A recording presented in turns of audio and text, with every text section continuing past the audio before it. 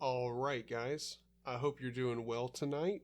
And I just wanted to take this opportunity to let you guys know if you're interested in OpenBSD at all on the desktop, you want to run a good looking OpenBSD setup. I have pushed all of my configuration stuff up to my .file repository, as well as I do have a PyCom build that has all these nice animations and everything on my GitLab as well. So that link, it will be down in the description below if you want it. If you're new around here, my name's Tyler. I go by Zaney online. And in today's video, I'm just going to be showing off my system and doing some stuff. I mean, I probably won't do anything productive, but I just want to tour around the system and show you what I've got going on here. So first things first, the thing that kind of pops up just immediately is the fact that, well, I'm using my webcam and all of that and able to record and all that good stuff just fine here on OpenBSD. If you want to be able to do that as well, you got your own YouTube channel, or you're interested in recording for whatever reason, I have in my .files, I'll go ahead and load up the browser. I don't see any reason why I shouldn't. If I go ahead and load up GitLab, which this should take me to my .files repository, perfect. If we go in here, .local in bin, you'll see I've got stream OpenBSD and record OpenBSD. And these scripts right here will load up FFmpeg and AuCat, and they will, the record will record a separate video file and a separate audio file. That way the audio file, you can take it into Audacity, do whatever audio editing you need to do, and then pull it into Kden Live. And you'll get, your little webcam pop up here. Something to note, because I'm making this video for people who are wanting to use OpenBSD on a desktop but haven't yet. If you do want to take advantage of this script, just something to keep in mind is if we search multimedia OpenBSD and go to the multimedia page, you will probably read this, but there's a good chance that you might miss this important detail. But if you run these two commands here or just add the kernel video record to your sysctl and reboot, you'll be able to capture the webcam per se, but only as root, because root still owns the video device. So what you need to do is run this command down here to let your user own the and just replace the $user. As far as I know, I don't think you actually have to replace $user, because I believe whoever you're logged in will be that user, or will be that environment variable.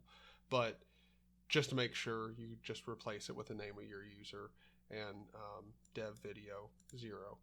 And then you'll be able to capture your video using FFplay. And also, if you installed OpenBSD, ran these commands, and installed Chrome or Firefox or something like that, and you were using Discord in the browser, and you weren't able to capture a webcam even though it's plugged in and detected and should be working, that's probably why your user just doesn't own it. So after you own it, you might have to log back in, but I don't think you'll have to do that. Just close out of the application, reopen it, and you should be able to use your webcam.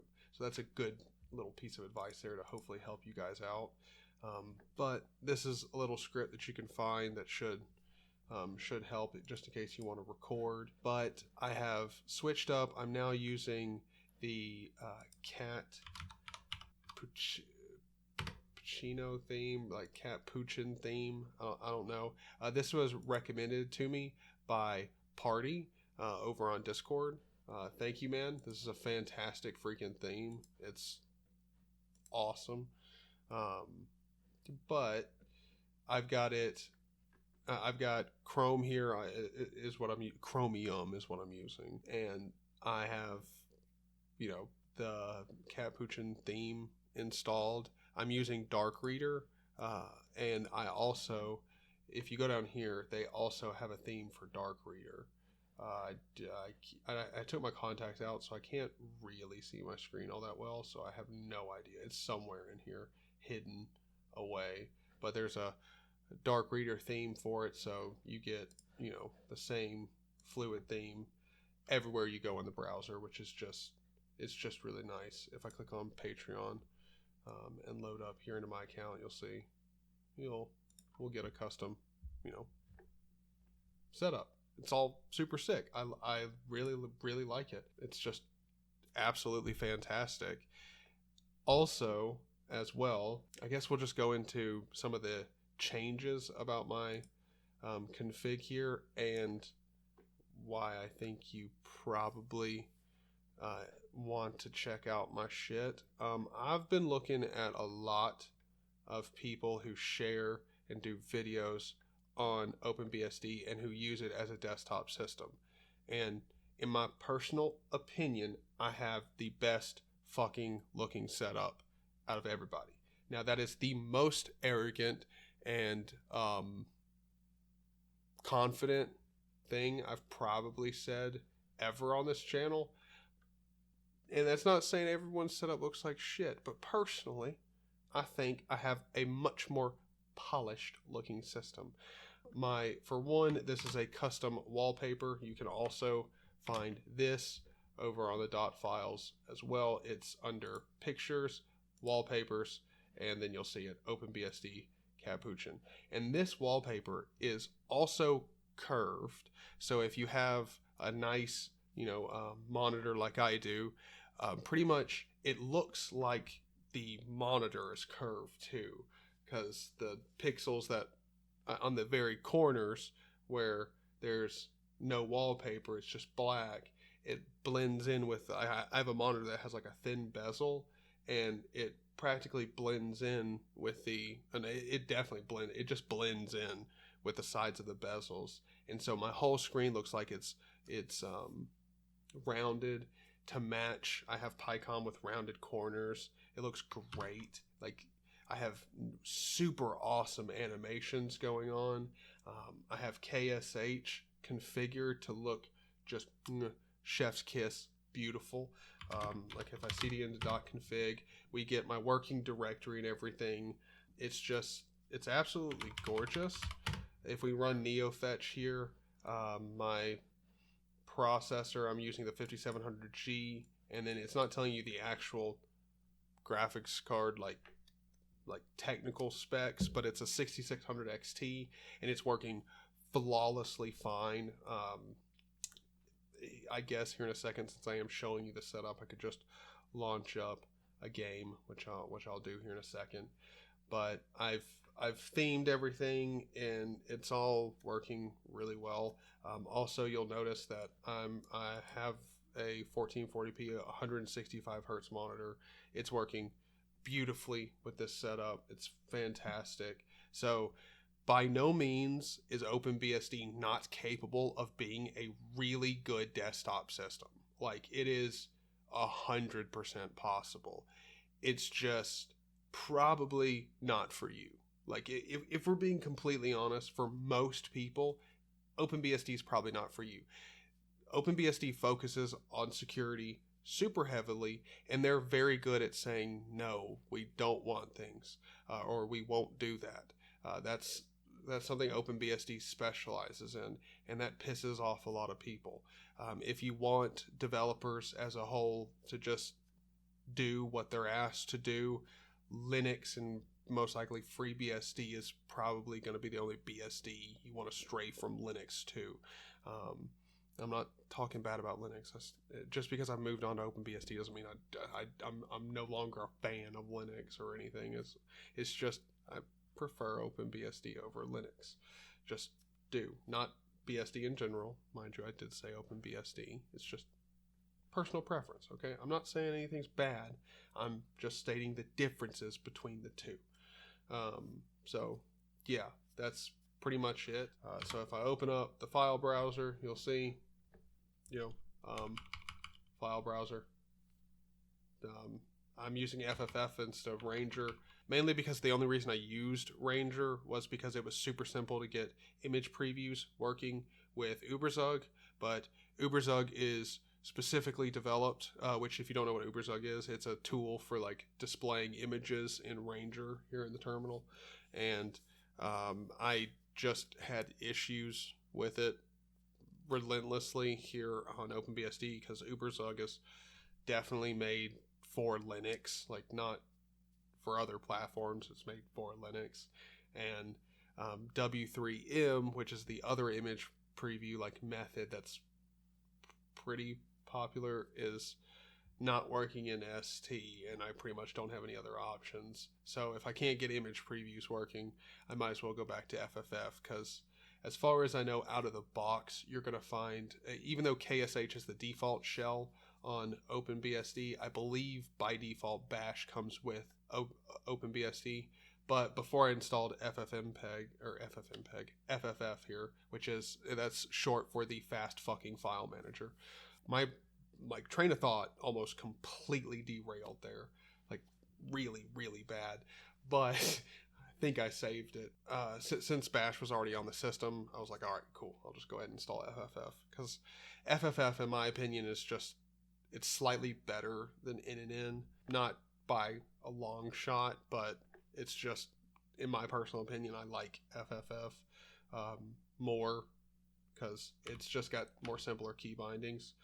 If you want to delete things, just press D, and then you'll select it. And if you want to D again to unselect, or whichever option, you just press it again to unselect. Y will copy, M will move, and then if you wanted to actually do the action, like let's say I'm not going to do this, but let's say I wanted to move templates into public, I could P and it would paste it in here. Let's move that back out though. P. So there we go. So you could do that with P, like actually do the action. I really like using this. And then if you wanted to like rename something, just R over it and you'll rename it. It's such a joy to use FFF. It's so fast. I love it. But I've got the nice animations, I don't know what there's not to like about the desktop. It's, well, nice.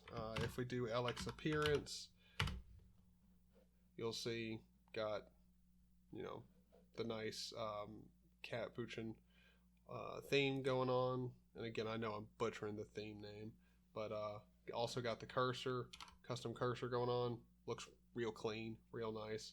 I like the rice. The rice just looks good. Works fantastic. I don't see any problem with anything. If you want to go to my dot files, you'll find I have updated everything to just read nicer, be nicer. You'll be able to see my KSHRC is now in here. So if you want to get the nice PS1 I have, if you want to check out any of my aliases that I have, because like one of the most annoying things that you'll want to change for people who are new to OpenBSD, you'll probably come over here. Like this is the biggest thing that I see people do who switch over to OpenBSD. They're just like so fucking confused by this. They do this, LSBLK. It'd be like, LSBLK not found. The fuck? No. Like, look, LSBLK is not on here, and you don't need it. If you want to check your hardware, like disk names, it's literally sysctl space hardware dot disk names. Boom. Okay, so now I know I have a CD-ROM drive and a SD drive, or SD0 drive. Cool.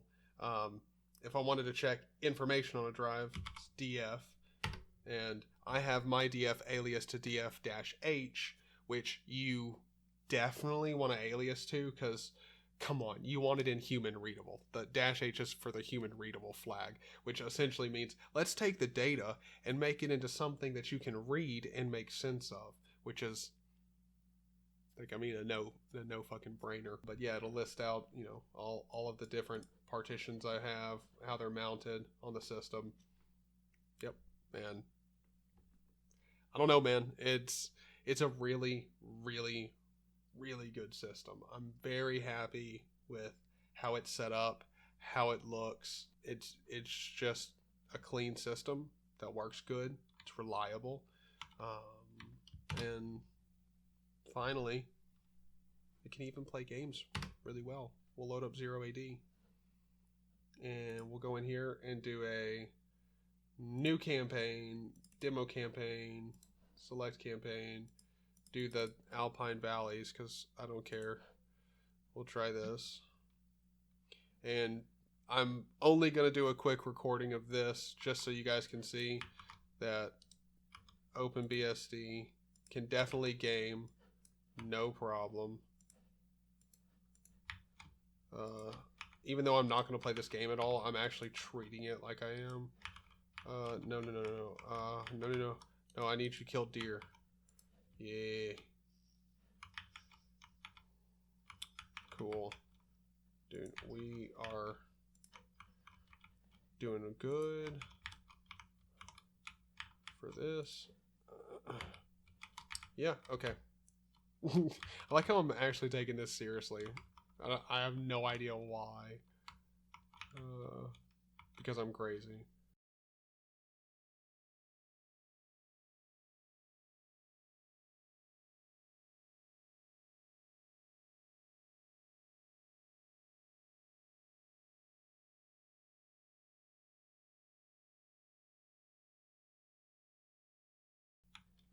Yeah, so there's no one on this server, so I mean, it's not like we're gaming with anybody.